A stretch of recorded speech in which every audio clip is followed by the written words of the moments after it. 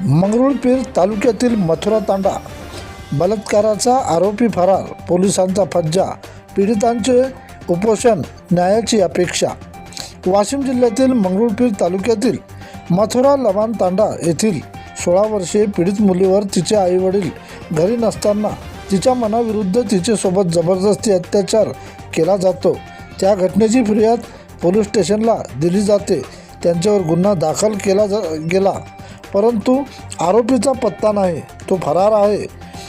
एरवी गुन्हे शाखेच्या माध्यमातून पोलीस कर्मचारी ज्या गुन्ह्याचा शोध लागत नाही त्याचा शोध लावून त्याला अटक करतात, परंतु एक 16 वर्षीय विद्यार्थिनी असलेल्या पीडित मुलीवर तिच्या मनाविरुद्ध अत्याचार होतो व त्या पीडित मुलीला तिच्या आईवडिला सोबत जिल्ह्याच्या ठिकाणी न्यायासाठी अब्रू हातात घेऊन उपोषणाला बसावे लागते आहे। ही सर्वात मोठी शोकांतिका आहे। त्यामुळे त्या फरार आरोपीला तत्काळ अटक करावी। गरीब कुटुंबावर अत्याचार करण्याचा ठाकूर साबळे यांच्या कुटुंबातील लोकांना त्वरित कारवाई करणे।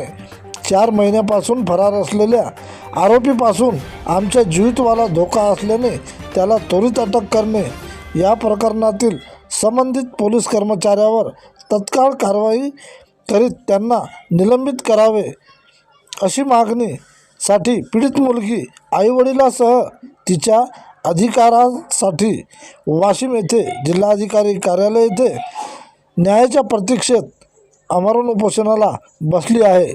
प्रतिनिधी किशन काळे।